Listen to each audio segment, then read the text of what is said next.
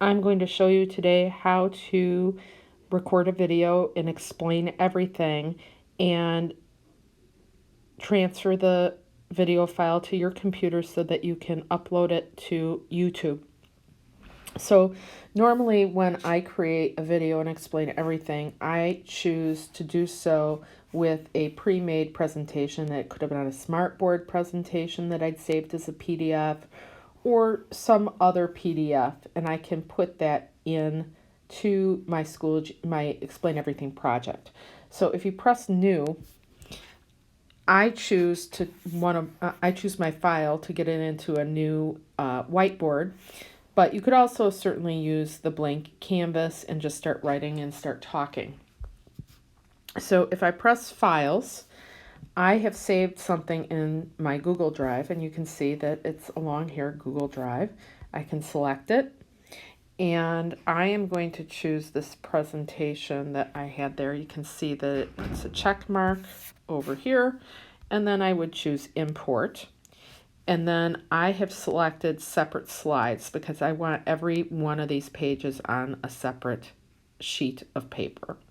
And then you press Insert. So now I have my lesson loaded up just like I might have loaded up for my class. This was previously a smartboard file, and I have my lesson all in there. So when you decide that you want to record, you would press this record button.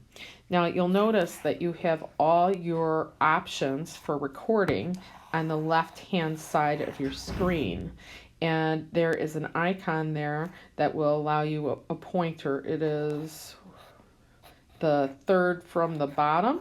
That's my pointer tool. I can also choose to write, highlight, erase, and so on.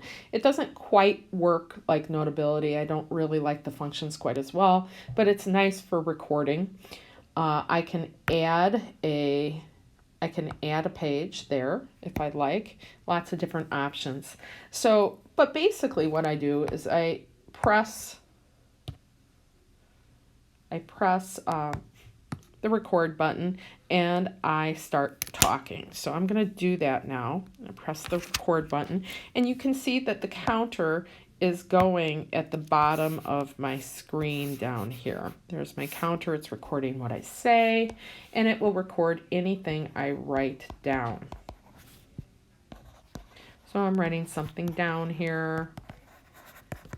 And then I would say, okay, I'm going to talk about this next concept. I might solve the problem.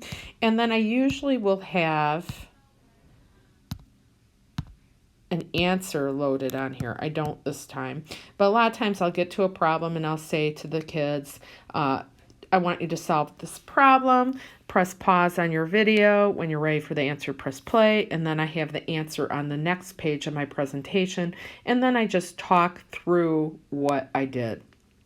So my kids in the past have said that they like it. They can rewatch, they can slow it down, they can pause it, do whatever they want. So when I'm completely done, I come down here and I press the stop button. The other thing I want you to notice is if you press this up icon down at the bottom,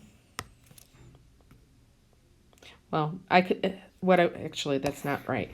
But if I press the pause here, I could press pause and you can see all my talking here. You can even see where I wrote something down, but boy, I must have done that a while ago. Well, not on this page. I wrote it down on a previous page, but the audio shows up for where you had written. Now I can decide, you know what? I'm going to play it again. So the pause here, this time. But a lot of times I'll get to a problem and I'll say, that did not work. I could press record again, and now I'm recording again. Thank goodness, huh? So I don't generally pause that frequently. If something goes wrong, I just let it go wrong, and I talk like I would be talking to kids in class. Now, when I'm completely done recording everything, I would press the stop button down here, and then I need to get it to my computer so that I can upload it into YouTube. So you would press this share button up on the upper right hand side of your screen.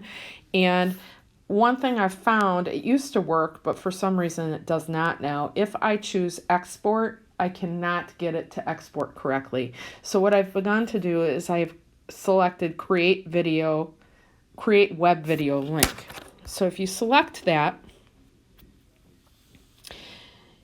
what you'll see is it's named my presentation here. I could change the name if I'd like. You want to make sure that this toggle button is turned on, because when you get it to your computer, you want to be able to download it. And then you press share. So I'm going to go ahead and do that. And I generally will airdrop it to myself, which you can see that my screen, I'm not by my computer at this point, but I would show up somewhere in here. I would choose myself, and then I would airdrop it to myself. And on my computer, I would then see that I can accept it. And when I accept it, I can open it up right away and download it. I'm going to show you what that looks like in a separate video. So then it would go to you. It'll be right there. If airdrop's not working, you can always email it to yourself. So that is how I make a video and explain everything. I hope that it helped. Have a great day.